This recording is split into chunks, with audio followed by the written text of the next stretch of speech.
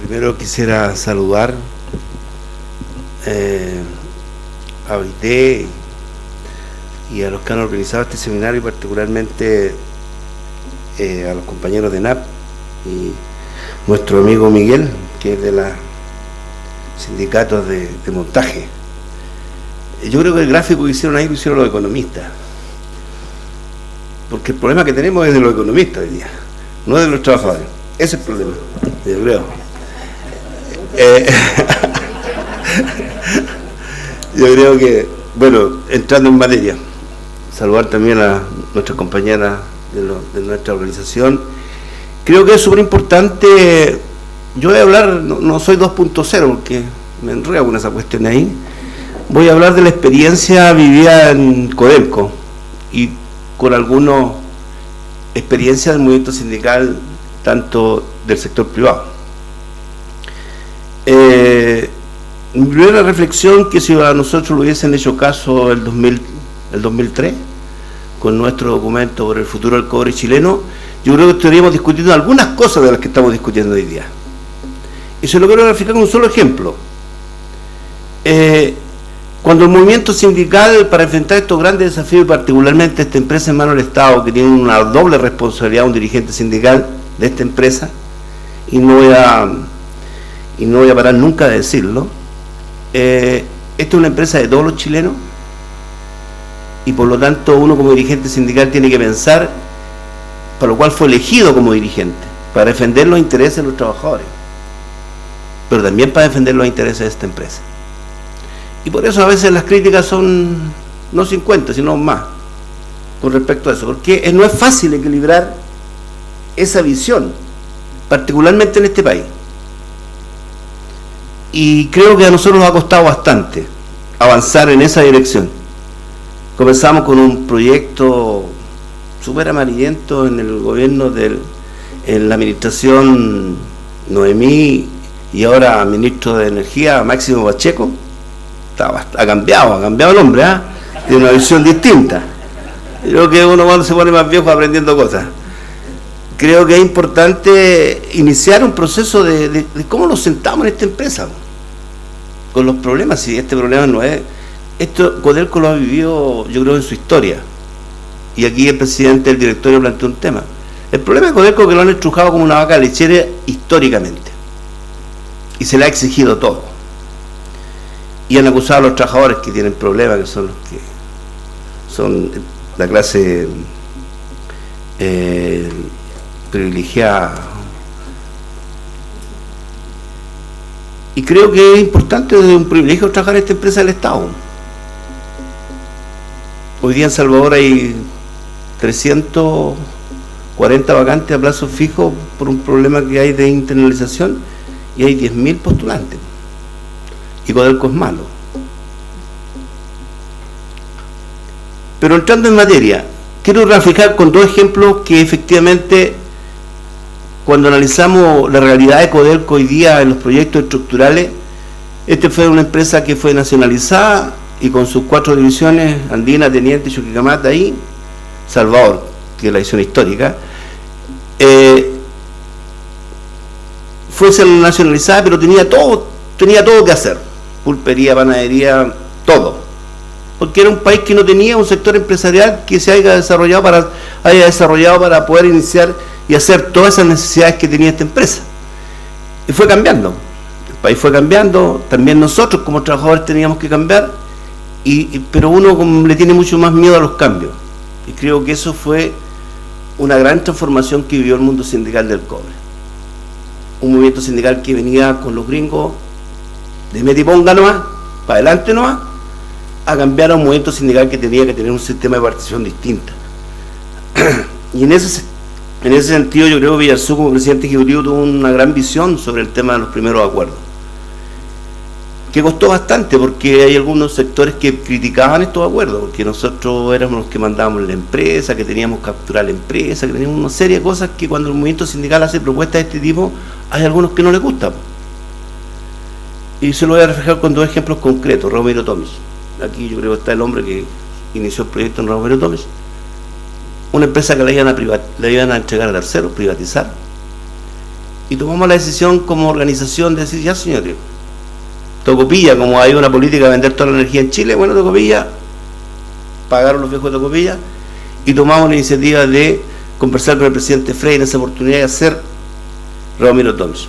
Veámosla, comparémosla con el sector privado, en tiempo, en costo y en producción. Lo que no podemos decir de los proyectos después. ¿Pero por qué? ¿Por qué ocurre eso? ¿Cuál es el motivo? Que hayan fracasado tantos proyectos, que hoy día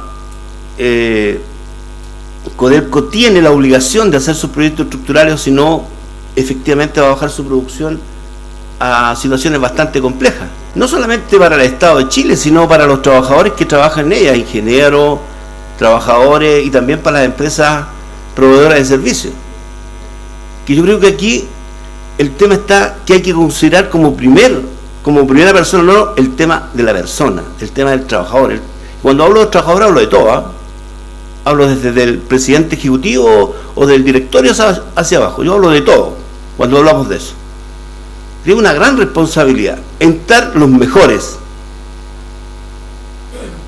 en hacer las cosas bien, y algo que nos le enseñan en la universidad mucho, saber escuchar. Yo creo que ese es un problema serio que nosotros tenemos, que no sabemos escuchar.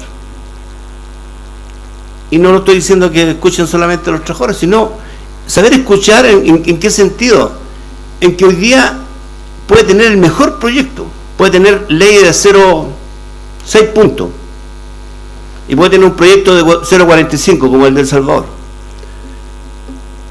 pero también se puede ser eficiente, porque hoy día no solamente depende de que tenga capital, de que tenga también muy buenos trabajadores, sino también depende de cómo se respetan las leyes medioambientales, que eso no lo teníamos antes.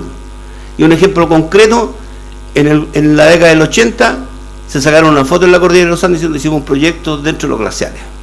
Eso era distinto. Después de escuchar al Papa, veo que el mundo está cambiando de las últimas críticas que hizo con respecto al fin de semana. Y después de ver el capitalismo chino, de decir que las cosas, y ver que el Partido Comunista, o sea, las cosas cambian. Y quiero decir que hoy día Codelco, y aquí está el presidente del directorio, yo no voy a hablar como director porque si no me pueden acusar a la superintendencia, voy a hablar como dirigente sindical. Creo que Codelco tiene que hacer las cosas bien, y un desafío enorme. Ustedes ven el proyecto Nuevo Nivel Mina en Teniente. Es un gran desafío tecnológico, de capacidad de trabajadores, de cómo se va a hacer ese proyecto. El 244 de Andina. Yo prefiero comprar Exxon y hacer una sola mina. Yo creo que esos son los desafíos que tiene que vivir esta empresa. Tiene que mirarlo. Hablamos de Frey, de la chininización del cobre, y después de la nacionalización en Allende. Y yo creo que después de tanto tiempo de esta empresa en manos del Estado, en un mundo absolutamente distinto al que conocíamos en la década del 70, en la década del 80, en la década ahora del 2000, creo que Codelco tiene un desafío en ese sentido, de que las cosas ya no las puede hacer solo. Y quiero ser, y me voy a tirar a la piscina, aquí hay periodista, pero creo que es importante plantear este desafío en este tipo de encuentros. Y lo quiero decir con bastante claridad. También se ha planteado el tema de las fundiciones. También planteó el subsecretario el tema del concentrado. Chile no puede seguir exportando esa cantidad de concentrado al mundo, no puede. Tiene la obligación de hacer 2 fundiciones nuevas en este país. ¿Cómo lo vamos a hacer? Bueno, conversémosla. Para eso estamos firmando algunos acuerdos, ¿cierto? Estamos listos.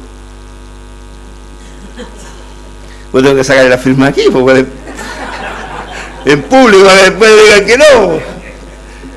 Entonces, tenemos que firmar algunos acuerdos, y yo creo que tenemos que tomar esos desafíos. ¿Cómo construimos fundiciones en Chile cuando lo entregan 3 lucas?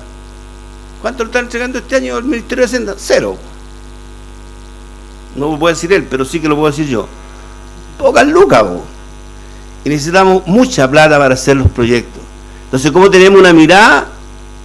Y particularmente nosotros, los dirigentes sindicales, porque muchas veces tenemos que impulsar este tipo pero también tenemos miedo, porque no va a faltar mañana quien va a decir en la prensa que el presidente de la Federación de Trabajadores del Cobre planteó que había que asociarse, porque así lo van a interpretar. ¿Ah? Entonces, no, yo quiero ser claro. O sea, necesitamos fundiciones, necesitamos hacer los proyectos, necesitamos tecnología, necesitamos preparar a nuestros trabajadores para enfrentar ese desafío.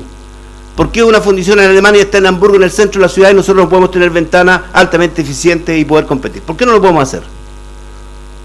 No voy a hablar de la Volkswagen, porque ahí tiene otros problemas. Pero sí que lo podemos hacer. Sí que lo podemos. Pero ¿por qué tenemos? ¿Cuál es el desafío? Es sentarse en una mesa, a poder discutir las cosas y poderlas conversar. A poder buscar la mejor alternativa. Un ejemplo, Andina. Cuando hicimos el primer rajo, lo tenían externalizado. Y la empresa tuvo la capacidad de decir, sentarse en el movimiento sindical y cambiar el proyecto, escucharlo. Decir, escuchemos a los viejos, escuchemos a los dirigentes sindicales, teníamos mejor van de la forma que nosotros estábamos planteando. Y todavía tenemos Andina trabajando. El desafío de Salvador. Salvador tenemos ley de 045, claro, pero con yacimiento abierto en profundidad. Ya no encontramos los yacimientos de escondida.